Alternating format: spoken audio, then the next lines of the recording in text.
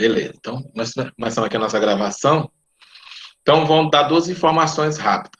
As atividades de você, da turma 300 e 301, já se encontra aberta, a atividade de hoje, daquele mesmo jeito, tentar fazer dentro do horário, né? Vocês têm até meio-dia para fazer essas atividades. Então, essa atividade de hoje, né? As outras vocês vão tentar atualizar aí para quem está atrasado, né? Então, eu vou botar aqui para apresentar, para vocês verem como é que se encontram as atividades direitinho lá na nossa tela, até mesmo para aqueles que ainda têm dificuldade de estar se localizando, né? Então, vamos botar aqui a apresentação. Então, primeiro, ó, vocês aqui, ó, aqui já tem a numeração, ó, quarta atividade do segundo período, terceira atividade do segundo período, segunda atividade do segundo período e a atividade 1 do primeiro período. Aí aqui é uma atividade extra que eu botei para o início do período. Então, na realidade, nós temos aqui 5 atividades, tá bom? Mas aí, questões objetivas, você tem 4. Aqui é uma atividade que a gente faz sempre no início do período para estar treinando algumas outras coisas, questão de foto, alguma coisa assim do tipo, tá bom?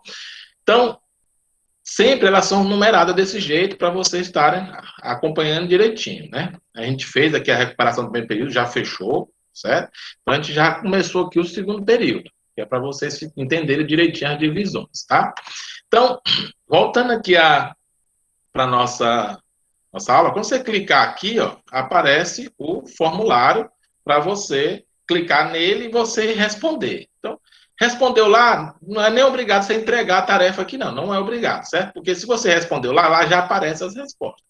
Mas tem gente que gosta de estar entregando, não é obrigado, certo? Porque eu mesmo nem não olho direito isso aqui, só vou olhar mesmo o formulário, tá bom? Então, você clicou aqui no formulário, ele vai levar você para lá e você vai responder, ok? Então, o básico é isso aí.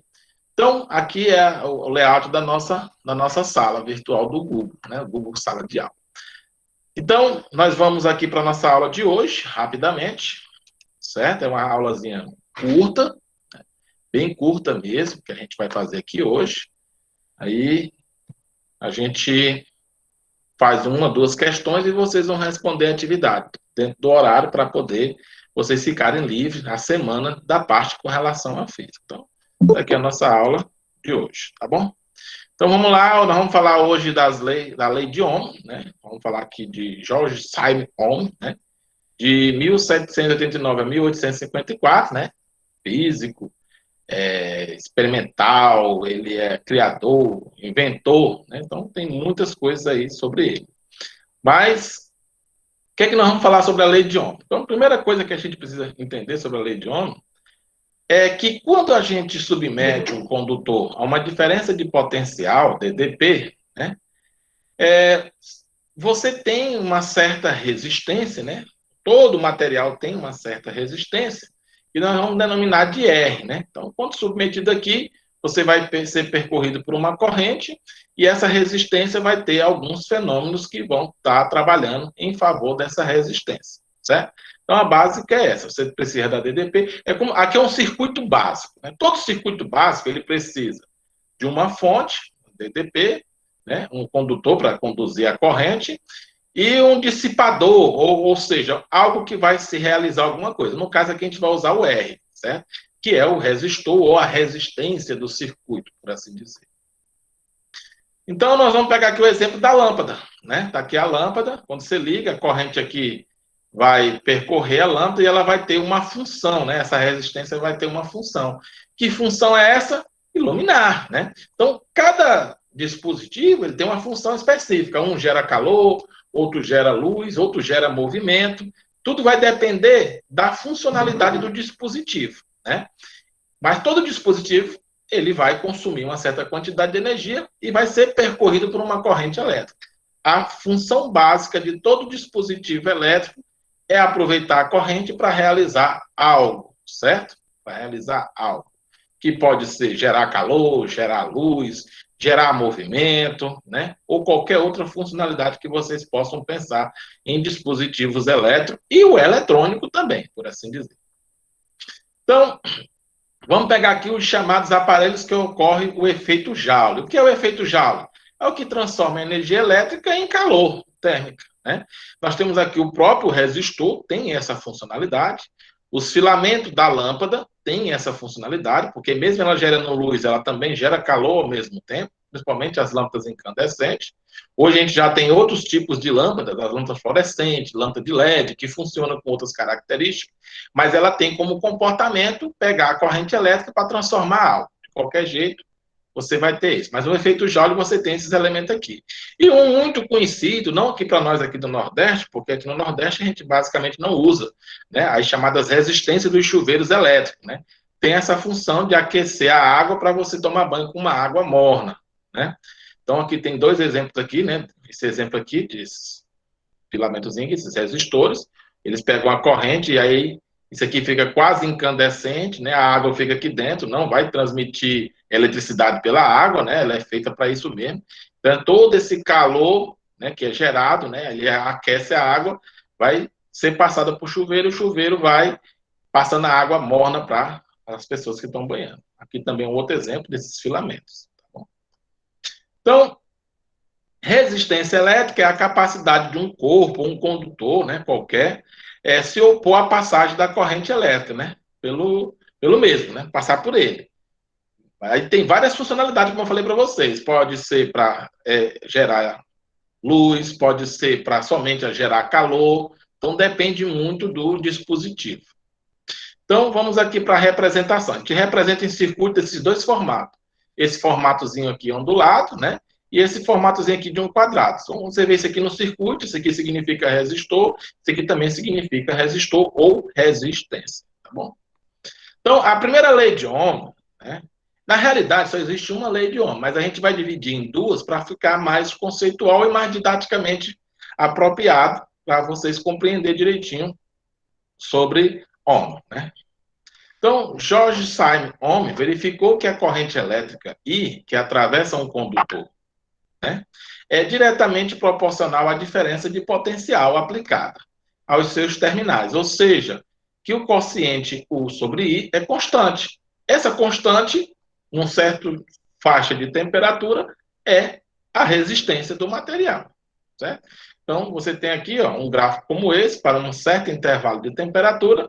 Então, esse valor constante aqui é nada mais nada menos do que a tangente dessa inclinação, que vai dar o nosso R. Né? Então, R é U sobre I, tá bom? Que é a tangente dessa inclinação aqui.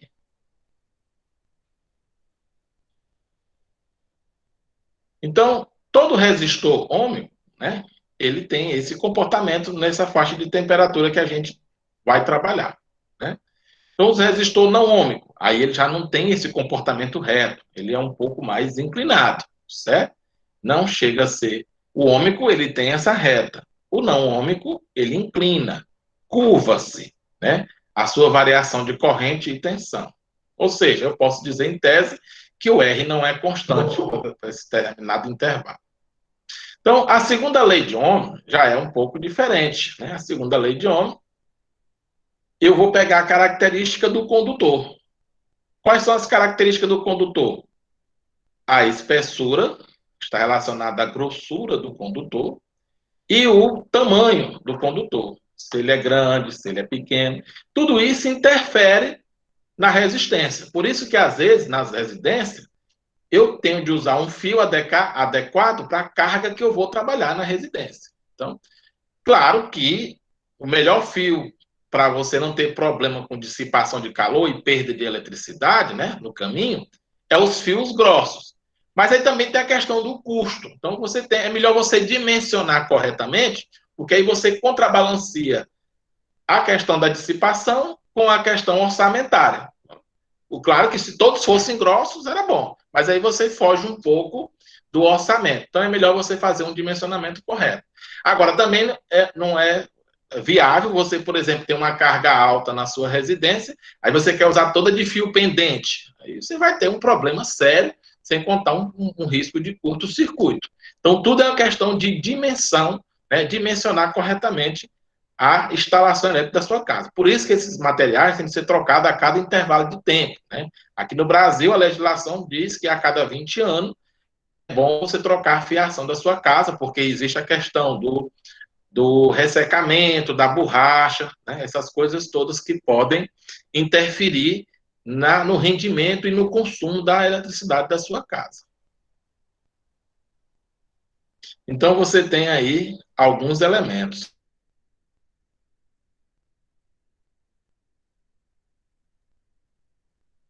Maior, mais dificuldade. Quanto menor, rapidamente, ele passa para cá, certo?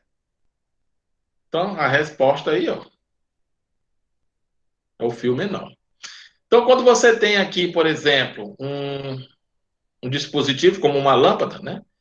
E aí você tem uma extensão maior ainda, você vai ter uma pouca luminosidade. Na lâmpada mais curta, né, com fio mais curta, ela acende com mais clareza. Com fio mais longo, a clareza diminui.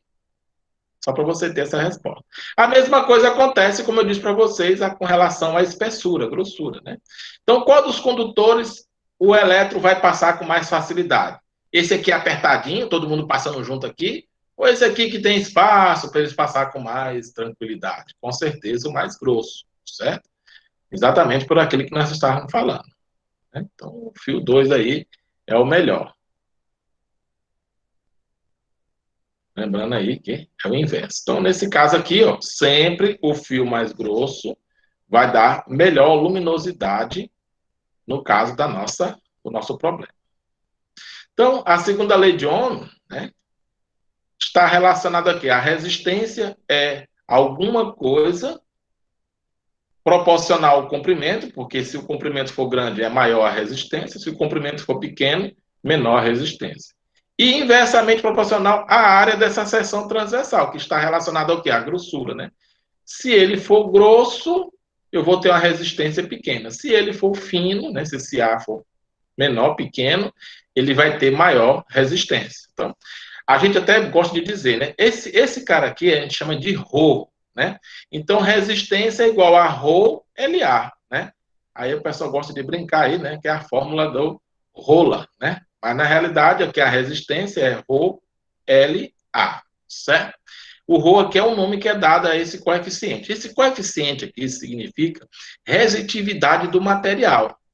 Todo material ele tem um valor específico de resistividade, né? Ele tem uma relação com o seu material. Por exemplo, quanto a resistividade é grande, o material é um bom resistor.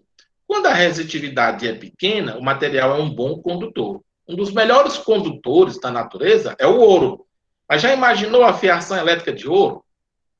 Se de cobre o pessoal estão quebrando para roubar o cobre, você imagina se fosse de ouro, né?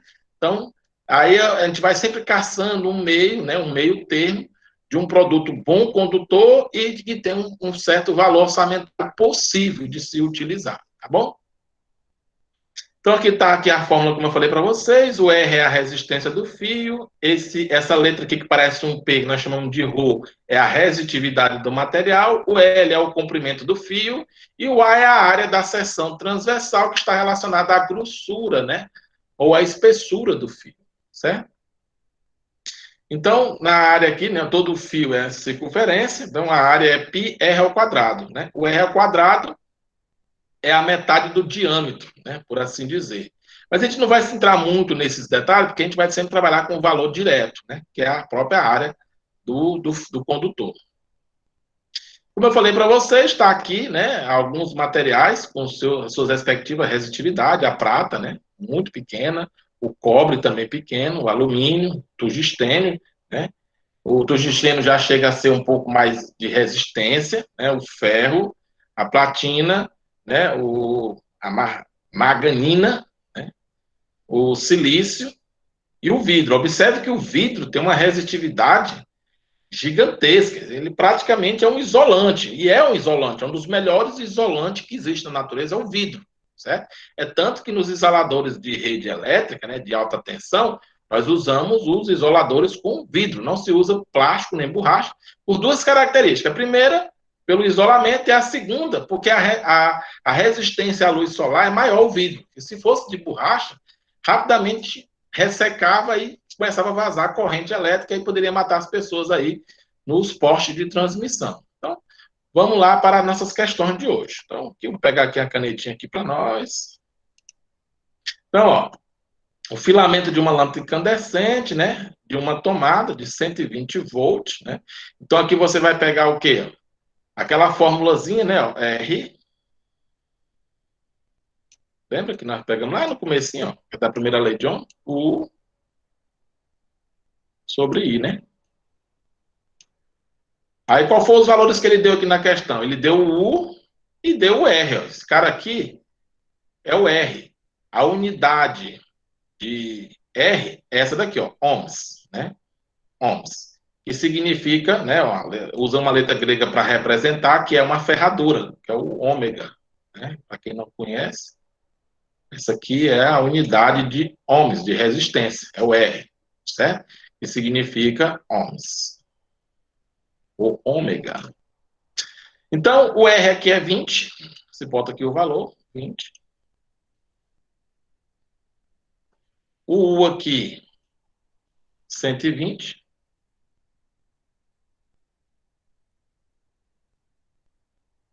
Aí ele quer saber o I, né?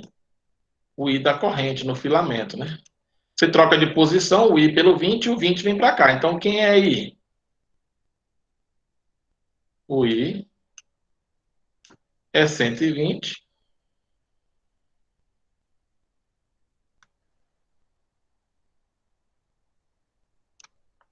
dividido por 20.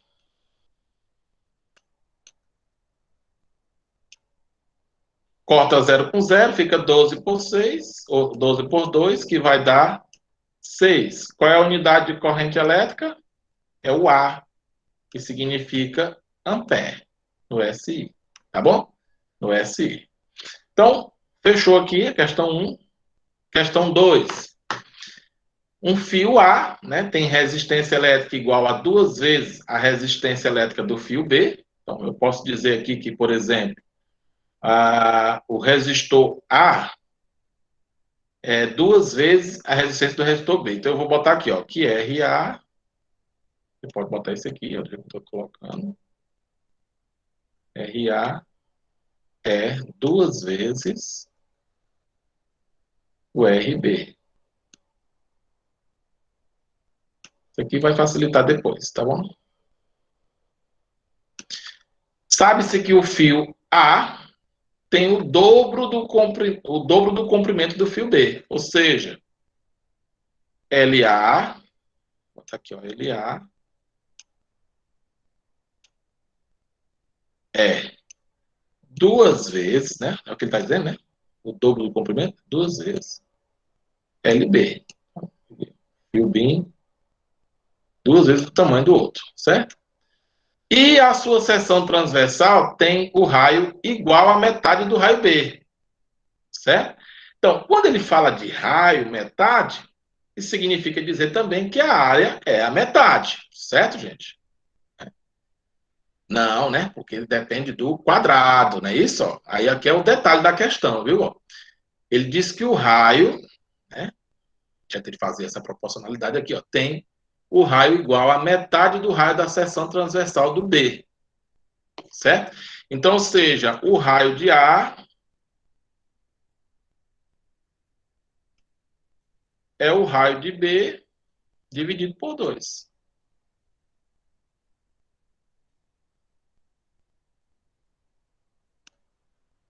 O raio B dividido por 2.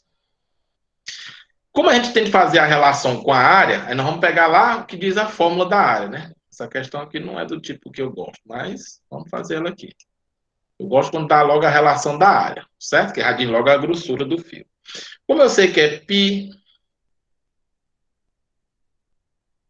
ao quadrado, essa é a fórmula, certo?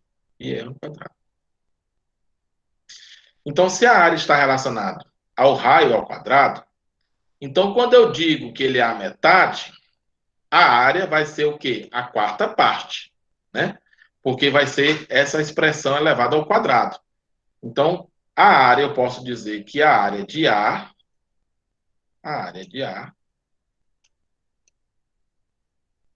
porque o raio aqui está elevado ao quadrado, vai ser a área de B,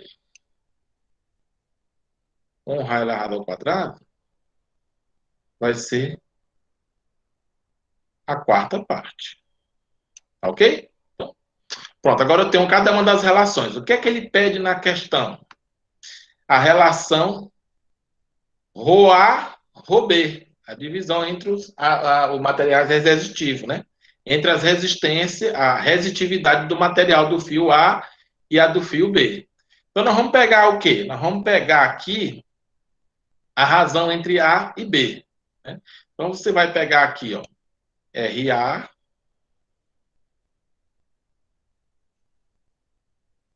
dividido por RB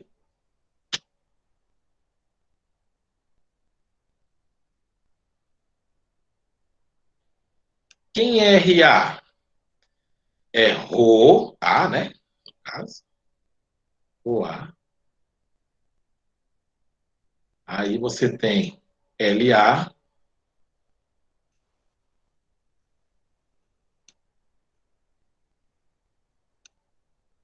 AA,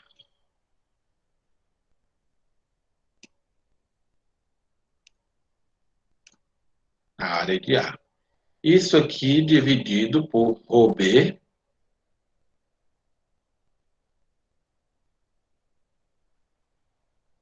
OB,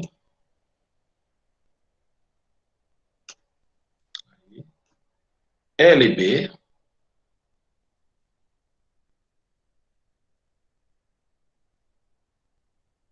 AB. Aí agora é só substituir o que diz ali, certo? Então você vai fazer uma das trocas, ou troca A por B ou B por A, para poder fazer as eliminações que a gente deseja. Então, como eu já sei que o A é duas vezes o B, aí você escreve aqui, ó. Quem é RA? Duas vezes o RB.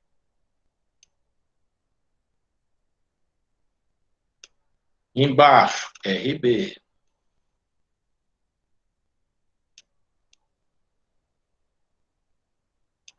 Igual. Eu quero saber essa razão, né? O A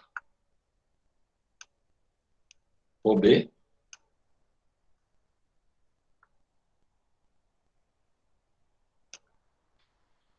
Quem é o LA? O LA é duas vezes o LB. Aí você vai escrever isso aqui, ó. Duas vezes o LB. O A é a quarta parte do B. Você vai escrever aqui, ó. AB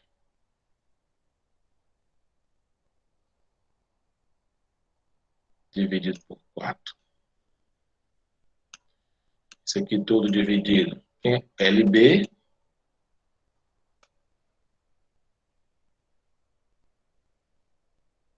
AB. Aí agora nós vamos para os cancelamentos, tá bom? Então vamos lá. O que é que a gente pode cancelar? LB com LB, AB com AB, certo? E RB com RB. Então nós vamos ter o que aqui? 2, 2, igual. Aí você repete aqui, ó, o A, o B.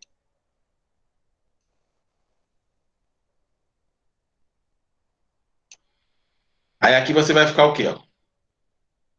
Esse 4 vai para cima, então vai ficar 8, né? Esse aqui ficou 1, então esse 4 vai para cima, que é divisão de fração. 2 vezes 4, 8. Então aqui fica 8. O restante aqui cancelou entre si. Então esse 8 agora vai para o outro lado dividindo. Então vai ficar o quê? Que simplificando, né? Onde é que eu vou achar uma brechazinha para fazer essa continha? Como aqui mesmo, né? Então, eu posso dizer que o ρA,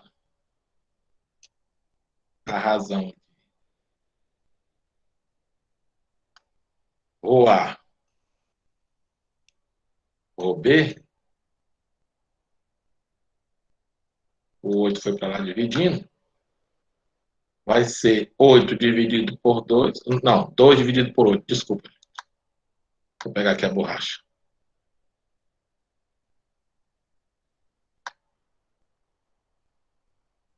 Borracha. Agora pegar a ponteira. Fica 2 dividido por 8. E simplificando, fica 1/4. 1/4 é igual a 0,25.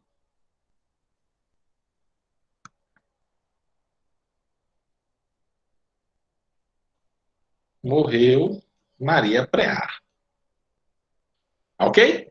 Então, o básico de hoje é isso aí, certo?